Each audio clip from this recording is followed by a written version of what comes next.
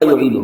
بھلا کون ہے وہ جو ابتدا میں پیدا کرتا ہے خلق کو پھر وہی اس کو دہرائے گا یا اس کا اعادہ کرتا ہے۔ وَمَن يَرْزُقُكُم مِّنَ السَّمَاءِ وَالْأَرْضِ، کون ہے کہ جو تمہیں رزق پہنچا رہا ہے آسمان سے بھی اور زمین سے بھی،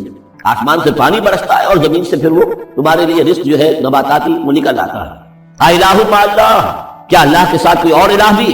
قُلْ هَاتُوا بُرْهَانَكُمْ إِن كُنتُمْ صَادِقِينَ، کہیے ان سے لاؤ اپنی دلیل، سند لاؤ، برہان لاؤ اگر تم سچے ہو۔ قُلْ لَا يَعْلَمُ مَن فِي السَّمَاوَاتِ وَالْأَرْضِ الْغَيْبَ إِلَّا اللَّهُ، کہہ دیجئے کوئی نہیں اللہ کے سوا جو آسمان اور زمین کا غیب جانتا ہے۔ وَمَا يَشْعُرُونَ أَيَّانَ يُبْعَثُونَ، اور انہیں تو یہ بھی معلوم نہیں ہے کہ انہیں کب اٹھایا جائے گا۔ یعنی جو فوت ہو چکے ہیں، چاہے وہ اولیاء اللہ ہیں چاہے کوئی اور ہیں، اب وہ فوت ہو چکے ہیں، عالم برزخ میں ہیں، انہیں یہ بھی معلوم نہیں ہے کہ اٹھایا کب جائے گا۔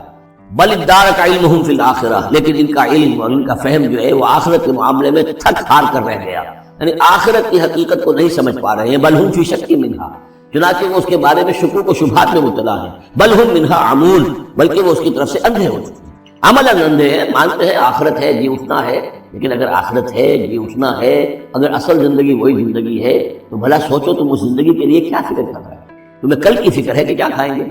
اگر پیسے نہیں ہیں تو کس قدر فکر اور تشویش پابندگی ہو جاتی ہے، اس لیے کہ کل کا پتہ ہے کل آئے گا،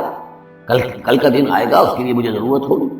اگر اتنا یقین ہو آخرت کا بھی تو پھر سوچنا ہوگا کہ اس کے لیے کتنی سوچ ہے اور کتنی فکر ہے۔ وقال الذين كفروا واذا كنا ترابا وآباؤنا أئنا لمخرجون، اور کہتے ہیں یہ کافر کہ جب ہم ہو جائیں گے مٹی اور ہمارے آباء و اجداد بھی مٹی بن چکے تو کیا ہم پھر نکال لیے جائیں گے؟ لقد وعدنا هذا نحن وآباؤنا، اسی کا وعدہ کیا گیا تھا ہم سے بھی پہلے اور ہمارے آباء و اجداد سے بھی من قبل پہلے۔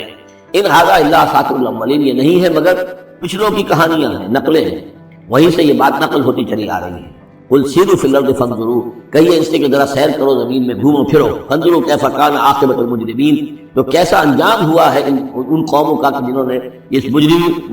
جرم کی روش اختیار کی۔ ولا تحزن علیہم، ارے نبی اب آپ ان کے اوپر رنجیدہ نہ ہو، لعلک باخع نفسک الا یکونوا مؤمنین،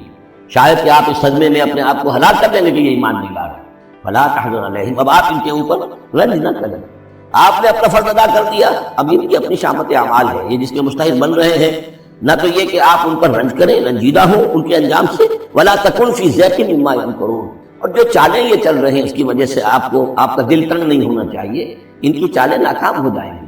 ہماری چالیں کامیاب ہوں گی، ہماری تدبیر ہے، ان کی ساری چالوں کا ہم احاطہ کیے ہوئے ہیں، ہمارے اذن کے بغیر پتہ تک جنبش نہیں کر سکتا۔ ولا تکن فی ضیق مما یمکرون، یہ سورہ نحل میں بھی لاسٹ بٹ 1 آیت میں آئی تھی۔ وَيَقُولُونَ مَتَىٰ هَٰذَا الْوَعْدُ إِن كُنتُمْ صَادِقِينَ، اور وہ یہ کہتے ہیں کہ اگر تم سچے ہو تو بتاؤ یہ وعدہ کب پورا ہوگا، یہ کب آئے گی قیامت اور کب یہ سارا معاملہ ہوگا۔ قُلْ عَسَىٰ أَن يَكُونَ رَدِفَ لَكُمْ بَعْضُ الَّذِي تَسْتَعْجِلُونَ، اور وہ چونکہ رسول جب آتے تھے تو 2 چیزوں کی خبر دیتے تھے، ایک قیامت کی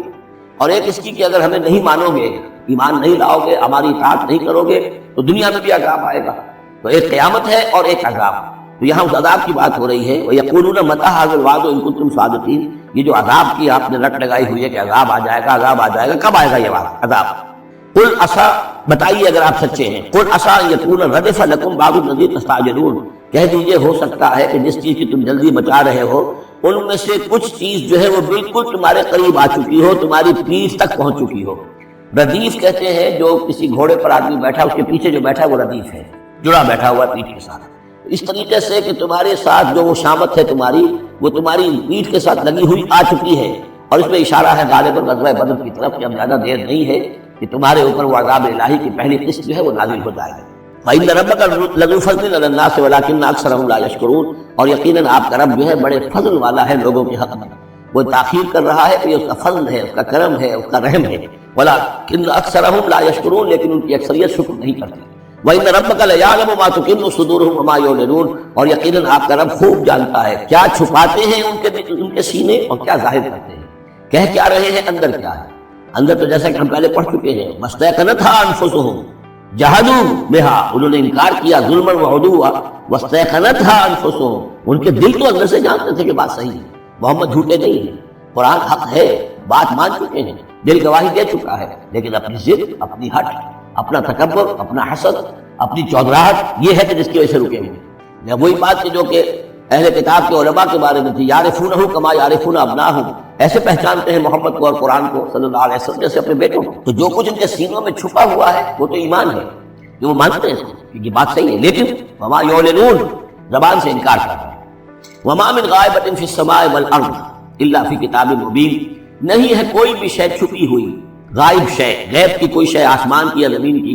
الا فی کتاب مبین، وہ ایک روشن کتاب میں موجود ہے۔ یہ وہ کتاب ہے، اللہ کا علم قدیم جو ہے گویا کہ اسی کو کتاب کہا جا رہا ہے۔ ان ھذا القرآن یقص علی بنی اسرائیل اکثر الذی هم فیہ یختلفون،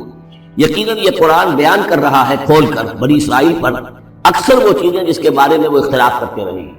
یعنی جو زمانہ گزرا، 2000 برس گزر گئے جب تورات نازل ہوئی تھی، اصل کتاب گم بھی ہو گئی،